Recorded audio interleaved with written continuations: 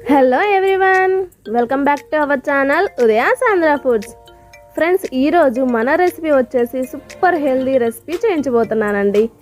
ఎప్పుడు చెప్పేదే కదా సూపర్ హెల్దీ అని అనిపించవచ్చు. ఒక చిన్న ఆకుతో 300కు పైగా వ్యాధులను మెడిసిన్లా పనిచేస్తుందంటే నమ్ముతారా? నిజమండి.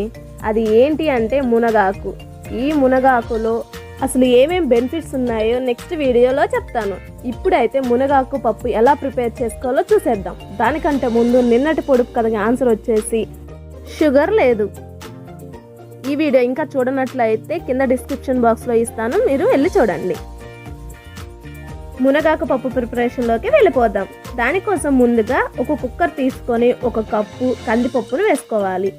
వాటర్తో శుభ్రంగా వాష్ చేసుకుందాం. ఇప్పుడు దీనిలో ఇలా ముక్కలుగా కట్ చేసుకున్న 3 లేదా 4 టమోటా, అలాగే 4 లేదా 5 పచ్చిమిర్చి, అలాగే దీనిలో సాంబార్లో వేసుకుంటాం కదా స్మాల్ సైజ్ ఆనియన్స్, అవి ఒక 3 వేసుకుందాం. మీ దగ్గర స్మాల్ సైజ్ ఆనియన్స్ లేనట్లయితే పెద్ద సైజ్ ఆనియన్ అయినా సరే యూజ్ చేసుకోవచ్చు, నో ప్రాబ్లం. ఇప్పుడు దీనిలో శుభ్రంగా వాష్ చేసిన మునగాకు, అలాగే 1 స్పూన్ సాల్ట్, 1/2 స్పూన్ పసుపు వేసుకొని దీనిలో 1 గ్లాస్ వాటర్ని పోసుకొని, కొంచెం ఎక్కువ వేసుకున్నా సరే ఏం కాదండి, ఎందుకంటే మునగాకు కొంచెం గట్టిగా ఉంటుందండి. మనం మన ఛానల్లో చుక్కకూర కానీ బచ్చలాకు కానీ చేసాం కదా, దానిలో వాటర్ ఎక్కువ రిలీజ్ అవ్వటం కానీ త్వరగా మగ్గిపోవటం కానీ జరుగుతుంది కదా. ఈ ఆకు మాత్రం అలా ఉండదండి. వాటర్ కంటెంట్ చాలా తక్కువగా రిలీజ్ అవుతుంది, అలాగే ఉడకటం కూడా ఎక్కువ సేమ్ టైం తీసుకుంటుంది.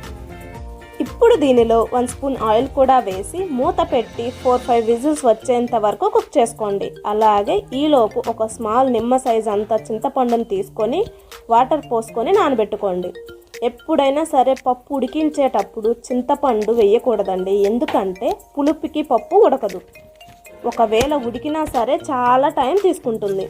చూడండి పప్పు ఎంత పర్ఫెక్ట్గా ఉడికిందో కదా. ఇప్పుడు దీనిలో 1 స్పూన్ కారం వేసి పప్పు గుత్తితో మెత్తగా మ్యాష్ చేసుకోండి. ఇలా మెత్తగా మ్యాష్ చేసిన తర్వాత నానబెట్టుకున్న చింతపండు గుజ్జును కూడా వేసి బాగా కలుపుకోండి. ఈ స్టేజ్లోనే మీరు ఒకసారి ఉప్పు సరిపోయిందో లేదో చెక్ చేసుకొని వేసుకోవచ్చు. పప్పు రెడీ అయిపోయింది కదా.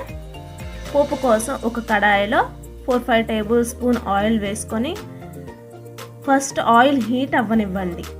ఆయిల్ హీట్ అయిన తర్వాత 1 స్పూన్ పోపు దినుసులు, కొన్ని వెల్లుల్లి రెమ్మలు, 2-3 ఎండుమిరపకాయలను వేయండి.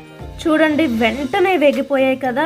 ఇప్పుడు ఆనియన్ ముక్కలు, కరివేపాకు రెమ్మలు వేసి వెంటనే మూత పెట్టేయండి. జస్ట్ 10 సెకండ్స్ తర్వాత మూత తీసి రెడీ చేసుకున్న పప్పు వేసి వెంటనే మూత వేసేయండి. అప్పుడు ఫ్లేవర్స్ అన్నీ పప్పుకు పట్టి సూపర్ టేస్టీగా ఉంటుంది. తాలింపు వేసేటప్పుడు ఇలా చేశారంటే పప్పు టేస్ట్ చాలా బాగుంటుంది. ఎప్పుడు చేసినా సూపర్ టేస్టీగా వస్తుంది. ఇలా 2 మినిట్స్ మీడియం ఫ్లేమ్లోనే ఉడికించి గ్యాస్ ఆఫ్ చేసుకోవడమే. చూడండి పప్పు ఎంత బాగుందో కదా. టేస్ట్ కూడా చాలా బాగుంటుందండి. అలాగే మునగాకు హెల్త్కి చాలా మంచిది. తప్పకుండా ప్రతి ఒక్కరూ తినండి. మునగాకులో ఉండే హెల్త్ బెనిఫిట్స్ని పొందండి. అలాగే మీరు కూడా ట్రై చేసి మీకు ఎలా వచ్చిందో, అలాగే ఈ వీడియో ఎలా ఉందో నాకు కామెంట్ చేయండి. వీడియో నచ్చినట్లయితే తప్పకుండా లైక్ చేయండి. అలాగే ఇలాంటి మరెన్నో టేస్టీ రెసిపీస్ కోసం మన ఛానల్ని సబ్స్క్రైబ్ చేసుకోండి. మీ ఫ్రెండ్స్ అండ్ ఫ్యామిలీ మెంబర్స్కి షేర్ చేయండి. Thanks for watching this video.